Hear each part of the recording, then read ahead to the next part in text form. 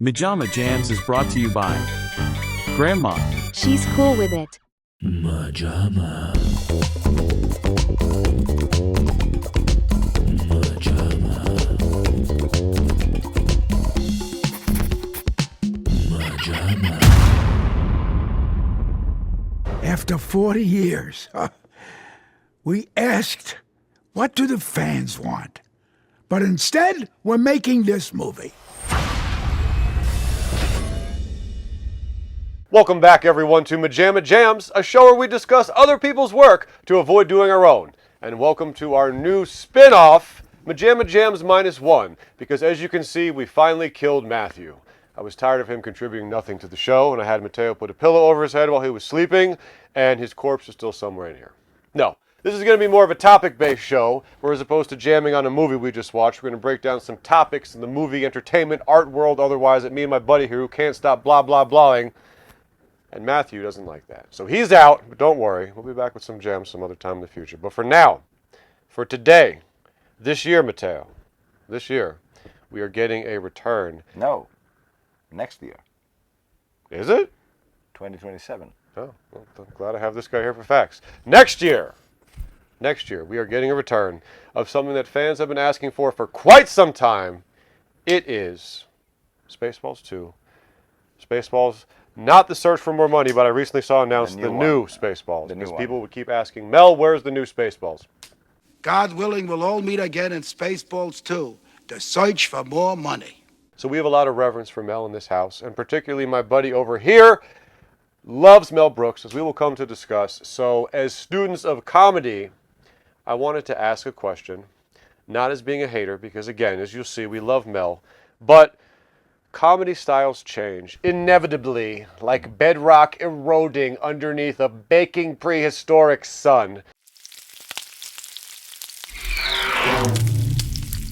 No matter how big you are, how successful, or how much you capture the zeitgeist, it feels like it's an animal that always moves. My man over here has seen this. And how many years has it been? Spaceballs was late. 1986. 1980. Oh my God. The year Matthew was born. How appropriate that he is now gone. 1986 to now, we've talked about like 10-year sequels being weird and losing the vibe. So today, I wanted to break down this concept in the name of being students of comedy. Is it possible that Spaceballs 2 could be an actually good, well-constructed comedic movie, or will it just be fan service? Will it be, despite having a different fan base and not being populated by Gen Z kids throwing popcorn, Chicken jockey! will it essentially be fan jerk-off material? Is there anything wrong with that? And can it work as comedy? We're breaking it all down. Now, Matteo, you quite famously, the reason you wanted to do this was you discovered Young Frankenstein. Yes. What age was that? But it was 1974 back in Italy, so I was 8 years old. Now, when I was thinking about this episode, I wanted to ask, was that the first time you kind of discovered comedy in general? Yes! Or had you already said that and there was something about Mel's style that even at that young age really... I think it was the fascination of being able to see a movie that it was horror per se, but it was making you laugh. Back then, I had not discovered yet Abbott and Costello Meet Frankenstein, which probably is the first legitimate horror comedy. That was comedy a huge horror. one in our family, yeah. Which in Italy, it was simply titled Frankenstein's Brain or something like that. So removing any reference to Abbott and Costello, which also was one of the reasons why I never watched it. But Young Frankenstein, I remember to this day, the day that I saw on a sheet of paper of a newspaper, there was, they're remaking a Frankenstein. There was a photo of Gene Wilder helping Peter Boy walk. I didn't make much of it. I was 7. I saw that and I said, I have to see this one, whatever reason. Then it came out the next year, and I instantly forgot about that. But then it came out and I said, Young Frankenstein, which in Italian was translated as Frankenstein Jr. Not the worst I've heard from those Italian translations. No. And it was restricted 14, which forbade me to see it because I was 8. I was devastated. And even worse, my brother saw it, and he loved it. Bastard. And I was devastated. And that's when he killed his brother. Yes. Siblings dying around the MaJaMa parts in these. After 3 weeks, they removed the restriction. So that afternoon, I dragged my grandma to see that movie. I don't know who, between me and her, got less of the movie, because we didn't get anything like the Schwanzstücke reference or something like that. He would have an enormous Schwanzstücke. But I loved it. I genuinely loved it. I thought that it was one of the greatest things I've ever seen in my life. And it was probably, if not the first time, but one of the first times where I was in a theater watching an adult movie, where adult meaning something that it was not a blatant Disney movie for kids or something like that, a movie made for adults. And hearing this collective laughter, it was just like galvanizing. It was just like something fascinating. So that was the beginning of my love for comedy, for movies, for directing, for everything. And there wasn't too many discoveries before that, so that was kind of really the huge genesis. Yes, of that magnitude, yes. I mean, I did see before that, I watched other movies, mainly, as I told you, the live-action Disneys, which in the 70s were many a time. a lot of time. A few rare Italian movies, but not that many. There was not really the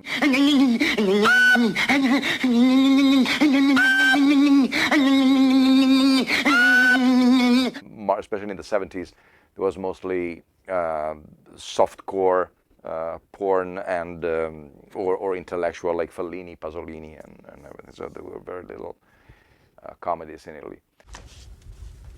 What?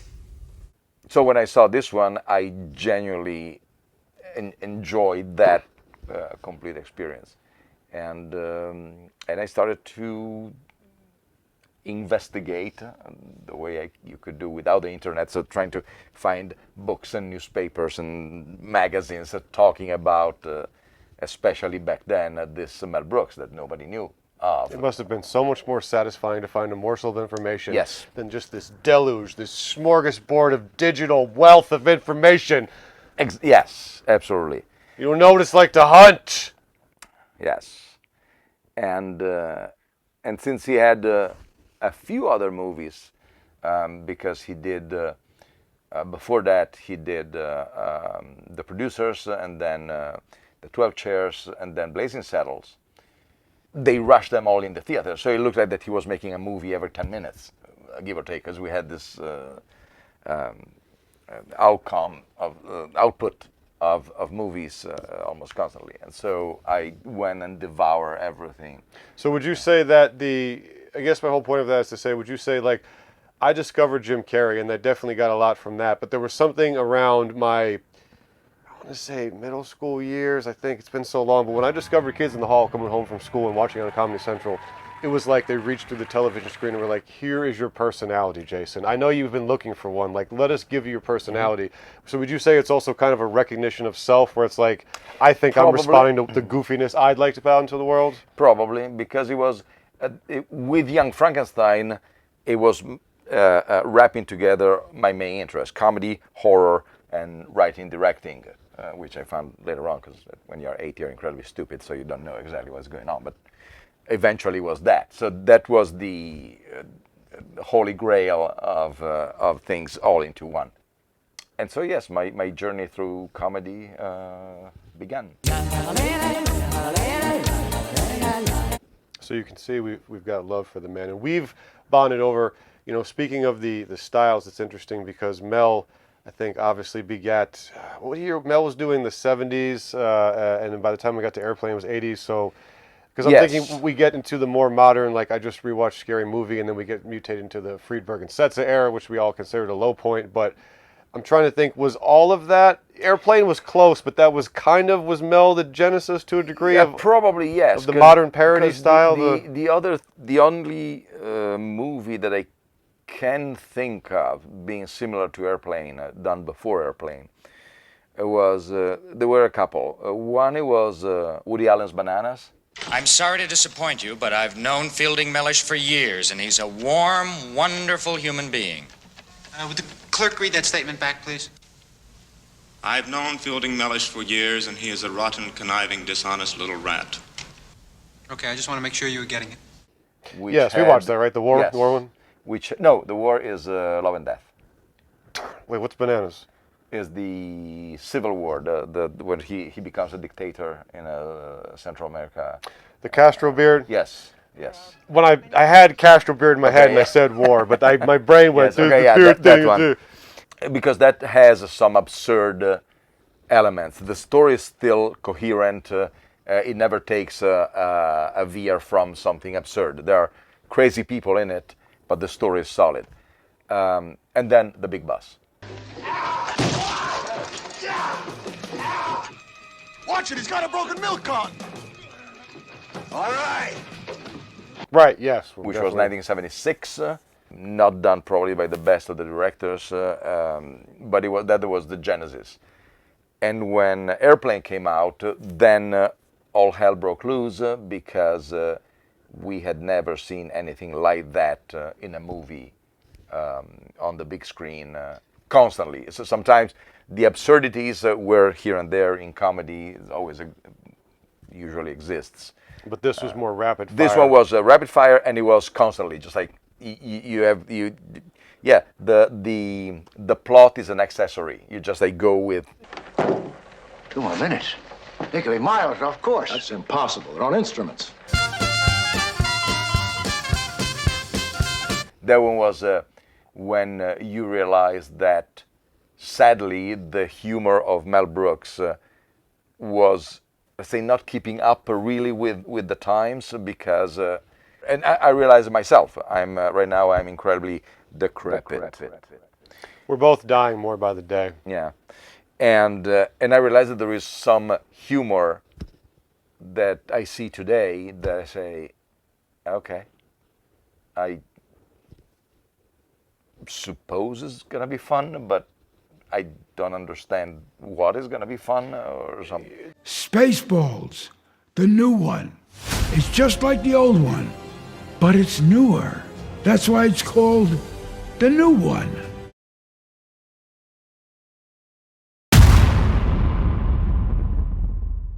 That's why, again, I'm so curious about this, because it just, so we had probably 80s, you had Mel still making movies, again, Spaceballs, which we're zeroing in on here. Even 90s, because Robin Hood is 93. Well, what I was going to say is, yes, but 80s we had Mel kind of still firing off things that would become beloved hits, and we had Airplane had already occurred at the start of the decade, and we had Naked Gun by the end of it. Yeah. And I feel like that was maybe a peak for it, because what I was going to is that, yes, Mel did go into the 90s, but we recently watched Dracula Dead and loving it. I am Count...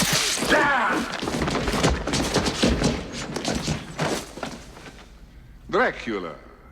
And to me, it pretty much, maybe a little bit slower pace. I remember Matthew remarked on that afterwards. Pretty much it's felt the same to me. But being the obsessive nerd with Rotten Tomatoes that I am, that everyone knows, I won't talk their ear off about it. This is why I love it. I never said it was truth, but if I just want to very quickly get an idea of what were some people, both critical and audience, saying, I've never said it was law or ironclad truth, you haters. But I think it's a quick, easy way to get an assessment of it. And already I saw for the Dracula reviews that a lot of them were like, oh, someone's got to tell the king that he's like not on top of the hill anymore. Like, oh, the time has passed. So it's interesting. I guess I wanted to ask, as a fan, by those movies, did you feel any of a shift, whether you felt the culture changing or whether you felt the output was different? Because, correct me if I'm wrong, Dracula was the last time until upcoming Spaceballs that Mel was writer and director. Yes. Okay, so what your opinion on Dracula, and if you noticed whether within that yourself or others that was starting to shift? It's a tricky situation, because I, with the sole exception of the, let's say, pre-Young Frankenstein, but I caught up fairly quickly. I missed all of the Mel Brooks on television and 2000-Year-Old Man, and those were never translated. It's funny, my brain, the movies are so huge and legendary, my brain erases the pre-television And I find out after I moved here to the United States, I tried to, again, learn and see as many. Mostly with, was it Carl Reiner? No, Carl Reiner, yes. But then Mel Brooks was born as a writer for Sid Caesar. Because we had learned our craft, it wasn't writing for a comic. It was writing for an actor who had great comic virtues. So we all learned to become kind of baby playwrights on that. And later on in life, when I wrote my movies, I already knew that there had to be a beginning, a middle, and end. There had to be characters that related to each other. There had to be some goals, some quests. I mean, we got it from our training on the Show of Shows. So, if you are growing with Mel Brooks, as I did to a degree, you recognize that style, that language. So, I am not bothered if I am more bothered if he doesn't make me laugh, which he never does. Never fails to do. Or never fails to. Yes, exactly. Never does not fail to not make you not. Talk among yourself about that expression. But anyway, to me, he cannot do wrong. It's got to be the king. There is always something extremely funny. And being used to him and his style, I'm fine. It would be like you go to see, I don't know, well, he's dead, but Frank Sinatra, and all of a sudden he arrives and he makes a rap. You say, I'm... That I'd pay to see. Yes. Can you imagine Frank Sinatra singing rap?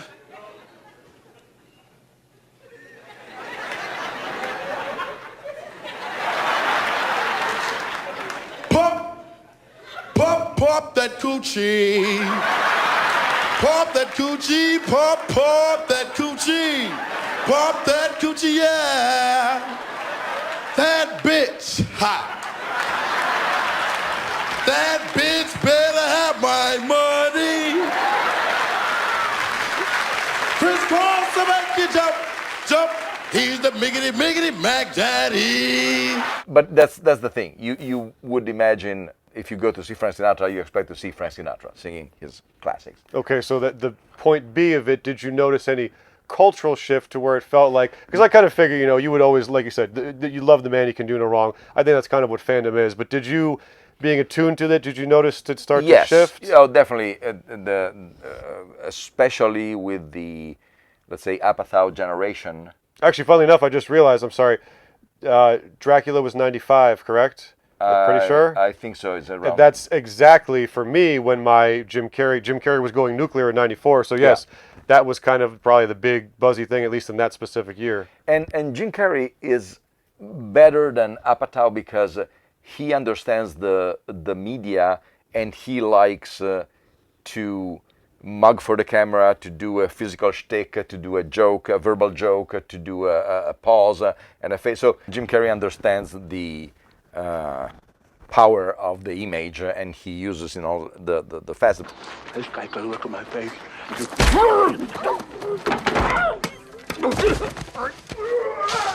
When you see the Judd Apatow material, especially, they're mostly talking heads. They're very little. It's almost like a stage play filmed, and what a ripoff of Kevin Smith. Yes, exactly. Like Apatow's so great. Kevin Smith did that already. And Kevin Smith does the same. Although, again, if you are following Kevin Smith and you like Kevin Smith, you expect that from Kevin Smith. Although the Jay and Silent Bob reboot was...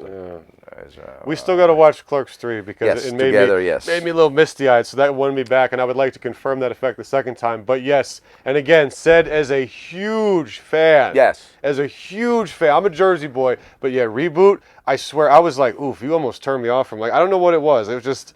It stank of an unnecessary, something. But bringing up Apatow was another thing I thought about today because we became friends, me, you, my brother, and Conrad.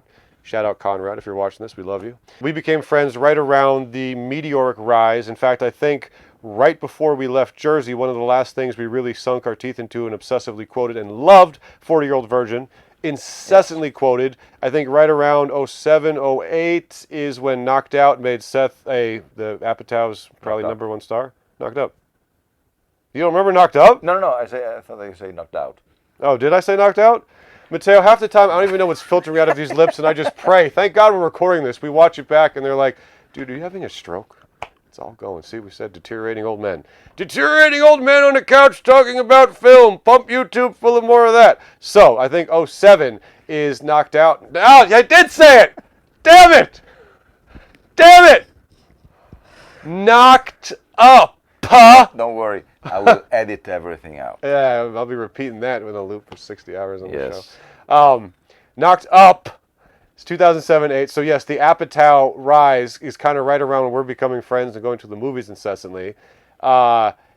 And now, when I was thinking about doing today's episode, I was like, I'm sure Judd is still busy with a million things, but as far as that cultural omnipresence, as far as, again, the king in a way that Mel probably was at, like, whatever you consider the peak is, that's another discussion. I mean, you know what I mean. So I'm just fascinated by how it's kind of a rule of entertainment, but maybe more specifically comedy. Like, it's very, hey, Mort got glasses, by the way. Yes. Just a little side note. Myopia. Mort got glasses. We're all going. We're all deteriorating even more. I thought he was I thought he was a fresh spring chicken. He's got bifocals on like a 19. That's a chicken. 1800s librarian glasses. So it just feels like, and then this is a good segue because we have a modern example. It feels like these creatures just mutate no matter what, and that even our biggest comedic maestros, like an Apatow, love him or hate him, like a Mel Brooks, love him or hate him, but who the hell would hate Mel, you sick bastards?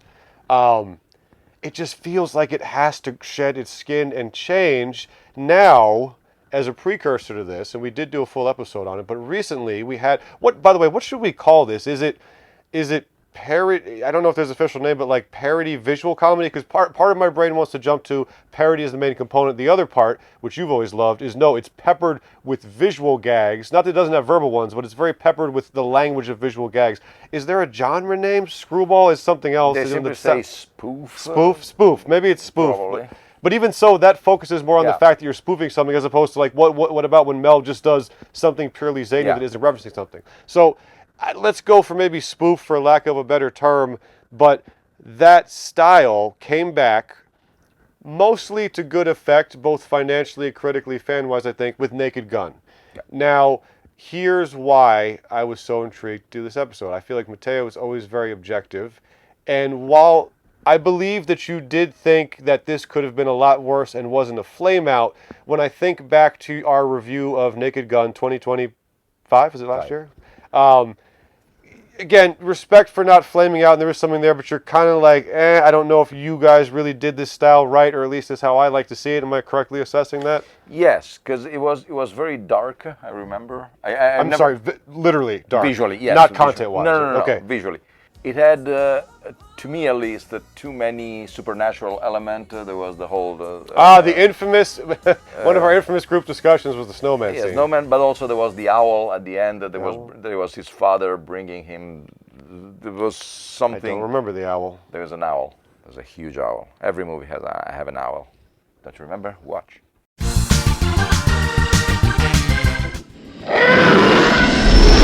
Look at him, he's heading for that small moon. That's no moon. It's a space station. It's too big to be a space station.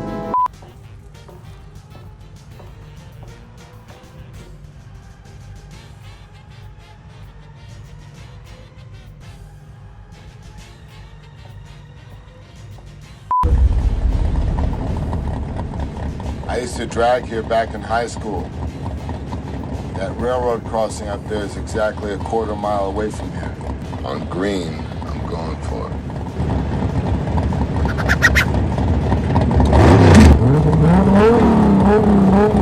But yeah, it was visually very, very, very dark and very foreboding, if you will. And then it looked like that the last part was almost from another movie, because I remember that at a certain point we kind of like stopped laughing because they were saying, "Oh, okay, let's finish the whole thing." So it's still above the average. It could have been a disaster. It could have been a Friedberg and Setzer movie. Yes, I did mean to stop on that, the low point of this. I'll kind of try to circle back, but to stay on this for a second, yes, I feel like I know you thought it wasn't really fully up to snuff for that beloved genre. Did pretty well financially, not astounding, but well enough, let's say. I don't think it's losing money. No. Critically, very well, and I think most audiences, at least what I've heard, just going through this life with my old ear holes, pretty much liked it. Thank you. I'll be in touch.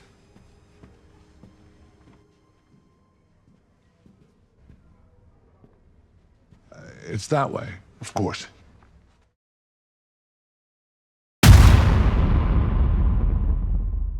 Jumping back, like I said a second, a low point of this, and this is damn near objective. We are haters on this one. I feel like we are proudly haters. There's a dilution. Is that a word? Dilution? Diluted the style? I know diluted is. Yeah. I should know these things. They diluted the style down to just simply, hey, this, that thing. Remember, or as Andy and Conan Perfect did it, member this, or South Park with the member berries. You pick your poison of mocking the member culture, but just complete, remember Iron Man, here he is. Oh, maybe he hits a pole. Hell no. Big Willie's out of here.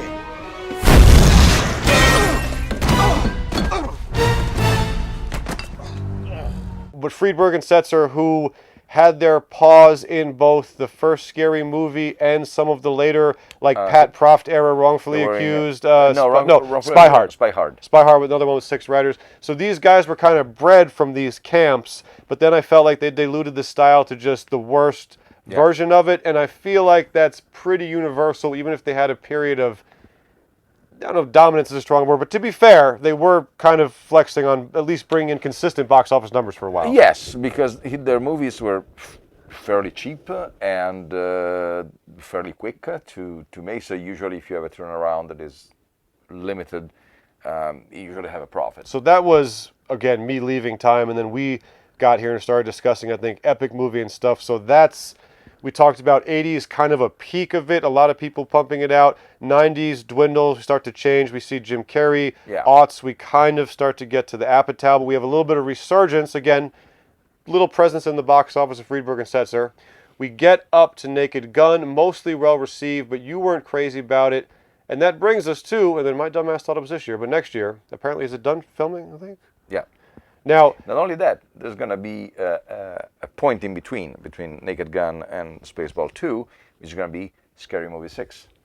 Thank you. How did I forget that? You're welcome. Also, yes, this next month, 2 months from now, very close. I think so. Very close. In June, we are getting Scary Movie, and also they did the Scream 5. I wonder if they'll make fun of it in the movie.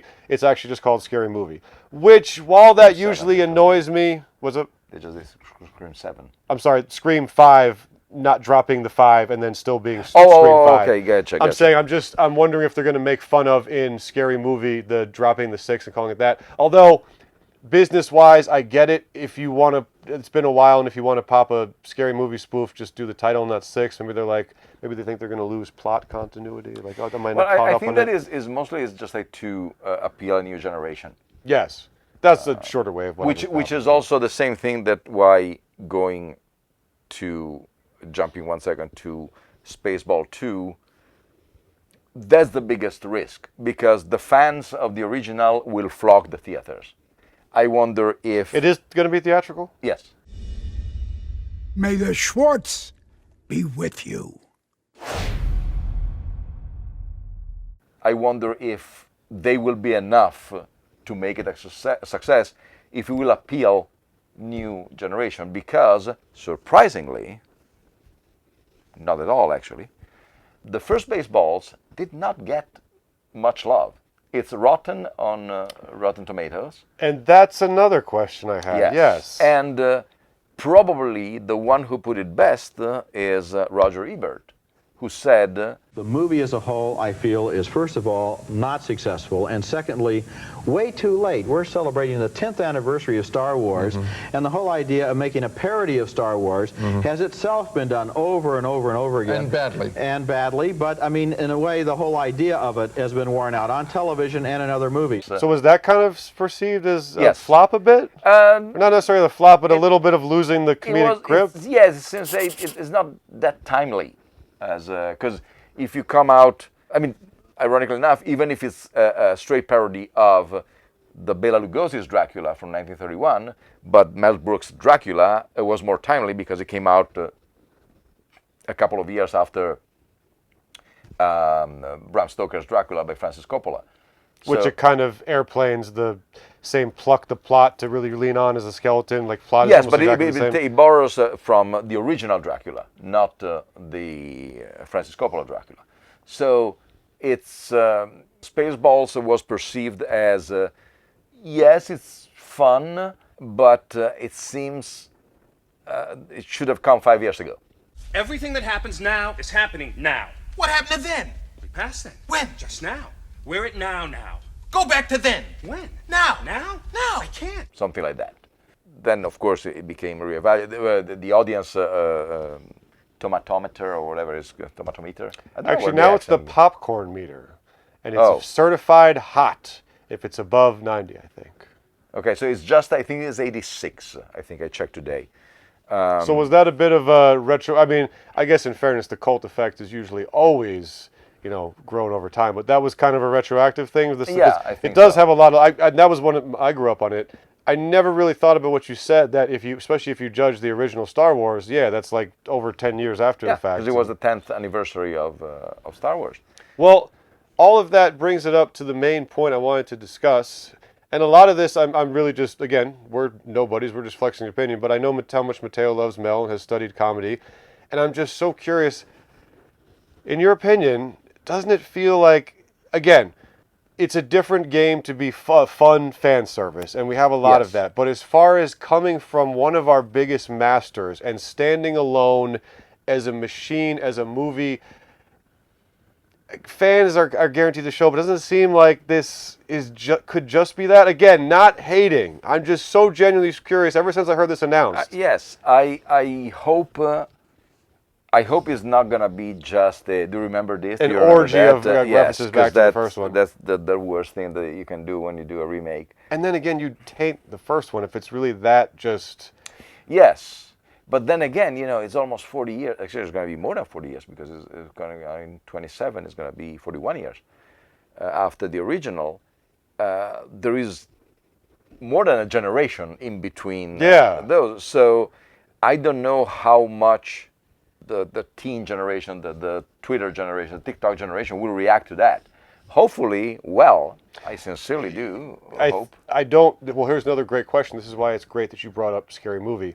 The weigh-ins lean very heavily into explicit, gross-out humor, which is another, draw the line and love it or hate. But I would almost venture to say, it'll be very curious to see it play out, that may be more readily digestible for a modern Gen Z or younger audience than, not that Mel didn't do it, but we've kind of had discussions, if not necessarily me and you, I've had this discussion, shall I say, but Jerry Seinfeld versus Larry David, Curb versus Seinfeld. Curb seems to skew, honestly, not only young, but Curb seems like one of those things I can picture any human being on earth is like, I love that. Oh my God, Larry David, I love to cringe along with him. That's my hero. I'd get a tattoo of Larry. And meanwhile, at least in the terms of the younger generations and a modern, God, I don't want to say the word woke, but a more modern viewpoint, Jerry seems to get less and less cool. They probably associate him in some way with the Palestine stuff. Not that I'm even getting into that, but I'm just saying that I've noticed a split between Jerry and Larry, excessively so, to where Larry just gets cooler. And I'm curious now that I talk it out, if the vulgarity of Scary Movie is a little more digestible to modern audiences, and Mel's product, and he is writing it, correct? Yeah.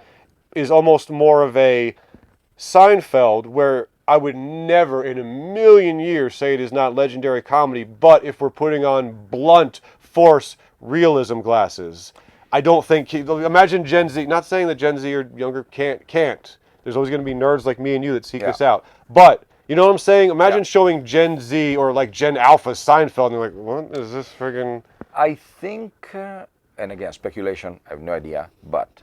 We know nothing. Yes. Like Socrates. Yes. The Greek philosopher who said, I know nothing. So we're good. I think that probably Scary Movie will generate more laughs because another thing that they rely a lot of a lot on is topical humor. But Yes, if you're watching, I didn't even mention that. Yes, they heavily lean on that. If you're watching something, especially I remember in Scary Movie 2, there is a whole sequence about a parody of that Nike ad. Yes, goes on for like a minute. Yeah, and if you're watching it even now, if you don't remember that, if I show it to my nephew, I had no idea what the hell is going on. Actually, I did show it to my nephew, and he had no idea what was going on because that ad was not in Italy. So Mel Brooks, as far as I remember, very rarely is topical. He was the most topicality that I remember was in the History of the World Part 2 that they did for television for Hulu, I think it was, or something like that. Oh yes, but recently, somewhat recently, right? Where they had more something like that. But in general, if you watch his movies, there are maybe some anachronism, like in History of the World Part 1. But very rarely makes a specific reference to something that you had to know what was going on back then when he made the movie. That the only reference also is in Robin Hood Men in Tights, where he say, "And why should the people listen to you?" Because, unlike some other Robin Hoods, I can speak with an English accent. That was a direct reference to the Robin Hood with Kevin Costner. But yeah. What's interesting is I did not consider this at all, and I think it's because perhaps this speaks to the strength of identity the movie has, at least speaking as a fan. But I didn't even realize, okay, I was about to say, well, also they're parodying Star Wars witches, and I'm like, okay, if they're parodying the old ones, yes, but Star Wars is one of the most perpetually omnipresent, no matter, even if it's for hatred, they're strangling the zeitgeist, even if it's because everyone despises what they're becoming. So I didn't even think how that might tie into, oh, is this essentially goofball Star Wars? That's unfair.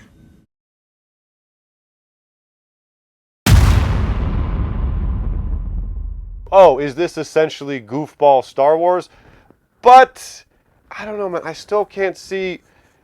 First of all, again, no hate, but this feels, it honestly feels weird to even have this as a theatrical release. I should say I've had many a MaJaMa Jams episode where I talk about how damn near a large chunk of movies don't necessarily need to be theatrically released with how middling most grosses are. So again, I just want to repeat this. I'm not trying to be a hater preemptively. I would love for this to be an amazing success, but you know what I mean? It almost feels weird as a theatrical. Like I just don't see outside of, we're the nerds. We'll see it, but I just feel like, I don't know. So I guess part of this is a financial question and part of it is just the mechanics of it. Do you see a version where this is a full-on, up-to-form, well-working comedy without winking references back to the other ones? Like, is it possible to actually have this be, put it this way, is it possible for it to be worth this? Which I guess, all this sounds harsh, but I don't know, man. It's like, you feel like 40 years. I know. It's Dude, 10 years changes the comedic landscape. Oh, absolutely. 20, 30, by the time we get up to 40. Look what happened with Dumb and Dumber. You know, another excellent example. We never did that episode, but I don't know if that's the guys just seemed mean. Yes. And I was like, where are my lovable idiots? And it leaves a stank. And again, not to say nothing on earth could ruin what Mel Brooks means to comedy.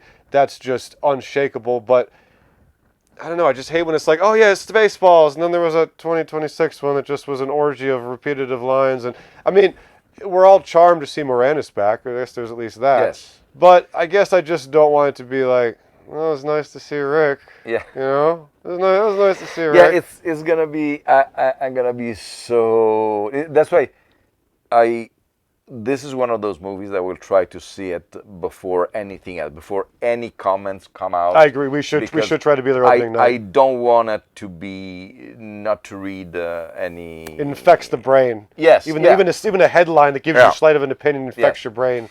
And so that's the biggest fear that I have, that I would be tarnished even before going to see it. No. I rather go there and try to, most of all, I consider it like, I hope a lot of people will, like almost going to a high-class reunion, a high school reunion, a high school reunion where you will see people hopefully you like, if not love. And is everyone back? That isn't dead? Yes. Yeah, the main three, well, four with Mel Brooks, Rick Moranis, Daphne Zuniga, and Bill Pullman are all together back. Sadly, we lost Dick Van Patten. You all right, my dear? We lost John Candy. Barf! We lost John Rivers. Can we talk? Yeah, it's gonna be. I mean, I know that there are a couple of new people, like Josh Gad is in it. It seems a good fit. So I am cautiously optimistic, and it's still nice to see that that somebody as almost 100 years old can do something that yes. a lot of people half his age cannot. I guess that's just astonishing in itself. 100 and directing Spaceballs 2. And we have not seen this man behind the director's chair since '95 then? Yep. Wow. Well, you know, comedy nerds, this is probably an objective, I'll put it this way, an objective treat of a lesson. That's why I wanted to do this episode, is because I love studying comedy. I've been blessed to have a friendship with Matteo where pretty much every second, every breath, every time we get together in some way, we discuss comedy or break it down. It's a massive shared obsession. That was MaJaMa's birth on. So, again, no hate, not trying to rain anyone's parade. I hope everyone's excited about it. Let us know in the comments if you guys want to check it out, if you're trepidatious about it, cautiously optimistic, or other words that if you ask me to define them, I'll be like, I know what they mean, but I can't verbalize it. But he could. He's fucking Italian. It's embarrassing. Lonesome! For me. For me too, but whatever. So, you know, I also am cautiously optimistic, and I think I'm going to learn either way, and I really want to see what the old master pulls out in 2027. And if we are still alive, we will make an episode about that. Yes, absolutely, dude. We need to see this opening night. I agree with you. So, guys, let us know in the comments any thoughts you have at all on it. And this has been a wonderful chance to blah, blah, blah in a way that if my idiot brother was here, that classless fool would probably be like, oh, this is boring. So get ready for more pseudo-intellectual, long-winded movie breakdowns from us two on this couch, and bald-headed Tomas is here. How you feel about that, Matthew? Your precious turtle that you cuddle is here without you. So, guys, even without my beloved brother here, you know what this was? This was a Jams! You have nothing to throw. I have nothing to throw. This. Yes. Flawless. Here I am, I'm Melvin Brooks. I've come to stop the show. Just a ham whose minus looks, but in your hearts I'll grow. Tell your gags, sing your songs, happy little nappy tunes that roll along. Out of my mind, won't you be kind and please love Melvin Brooks? MaJaMa. MaJaMa. Bayou-badou. Bayou-badou. Bayou-badou. Bayou-badou. Bayou-badou. Bayou-badou. Bayou-badou. Bayou-badou. Bayou-badou. Bayou-badou. Bayou-badou. Bayou-badou. Bayou-badou. Bayou-badou. Bayou-badou. Bayou-badou. Bayou-badou. Bayou-badou. Bayou-badou.